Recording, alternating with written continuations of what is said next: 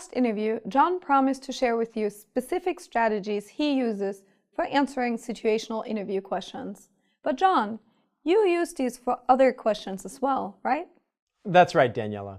Some interviewers like to toss in a wildcard question or two, just to see how you respond to the unexpected. Can you explain to our viewers what a wildcard question is? Wildcards are unpredictable.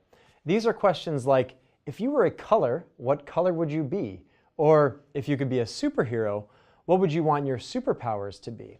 Or they might be a bit more on point, like list 3 words that describe your character.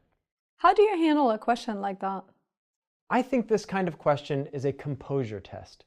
The answer you give is less important than how you give it. The interviewer really wants to see how you handle the unexpected. Do you get flustered? Do you think, why is he asking me this crazy question? Or do you have fun with the question? Do you, as we say in English, roll with the punches? Go with the flow. The interviewer is looking to see how you handle an unexpected question. And you're going to answer a wildcard question like you would a what would you do if question? Why not?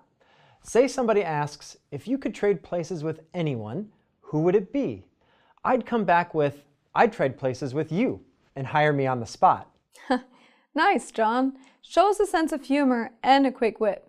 Okay, let's get back to strategies. In this lesson, you're going to show us the PrEP strategy, or should I say PREP strategy? I think of it as a good prep, but it's really an acronym. PREP stands for point, reason, example, point. Sometimes you can use PERP, doing point, example, then reason, and point. Either way works. You start off by clearly stating the point you want to make. Then you share your primary reason or reasons. Then share an example, preferably in story form, where your main point or reason is supported. Finally, you conclude by summarizing your main point again. The strategy works well in many situations. Sounds good. Why don't we try it out with a real interview question? That works for me. What did you have in mind? How about this one? What if you were introducing a new idea or policy to your team and you met resistance? How would you handle the situation? First off, I start with the key point I want to make. I'm thinking about the United Health position. They're looking for a project manager to head up an innovation team. So I want to show them that I can lead a team to adopt an innovative approach. I know they don't want a dictator in there, especially when I think about the fact that these innovative approaches won't just be sold to my team, but also to clients, doctors, healthcare professionals, regular folks, everybody throughout the healthcare industry. Now, it just so happens that I have a story that I can use with this. So I'll use the PREP strategy, and then I'll tie my story into that response. Okay, so what's the key point you want to make? How would you start? I might say something like this. I believe that innovation starts with seeing things differently than others. It starts with looking at a problem and finding a way to dramatically change for the better. But seeing things differently means others are not going to see it that way, not at first. So I'm not going to fight the resistance. I'm going to welcome the resistance. And that's going to be my big point, that I anticipate the situation and I'm ready for it. And I've tailored my response to a situation that could happen at United Health. Interesting. And your point communicates compassion for other people. You show that you're ready and willing to think about things from their point of view. Exactly. And then I'll give my reasons for taking this approach. In doing so, I'll demonstrate my analytics side.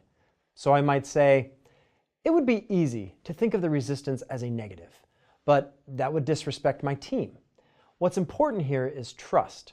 I trust that the members of my team are all trying to do their best. They just think that the new approach will somehow not work. So I want to understand where they're coming from and listen very closely to their concerns, because this is my team. They might have insights that can make the new idea even better. Great point. And again, you let us see what kind of man you are without you having to say it. Interesting.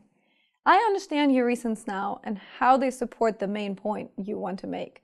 Where does the example move fit in? Here, I'm going to use an example from my story file. And there was a time when I wanted to introduce a centralized workflow scheme that would involve coordinating the efforts of two of my junior project managers. And there was some pushback because it meant each project manager would lose some of his autonomy, and there would be more work for the team. But the result would be a higher quality deliverable.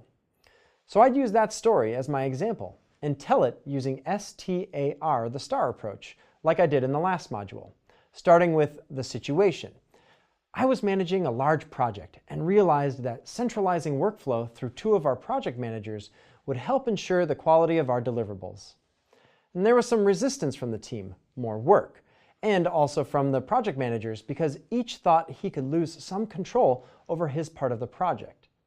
My target. I understood where everyone was coming from, but I also knew that both of the project managers were wrestling with difficult quality control issues in their individual projects. I thought if they saw the advantages to centralization, they'd get on board. My action. First of all, I wanted to let them know that my idea was going to mean more work, and I could understand their concerns. I went to each of them privately and told them straight up that I'd probably feel hesitant in their place. But I asked them what they'd be willing to do if it meant eliminating the quality problems we were having. I pointed out that on our previous project, we had used a similar checkpoint system, and it had worked well. Centralizing workflow was all about improving quality. And last, the result. Once they realized I wasn't criticizing them, but I was trying to help them, they came up with a good idea to simplify the checkpoint system we had used before. I then had buy-in from the key players and could introduce the idea in our next team-wide meeting. In the end, by centralizing workflow, we were able to resolve our quality control issues. Both project managers ended up looking good, and of course, the customer was happy. That's an example that shows how you welcomed the resistance instead of fighting it.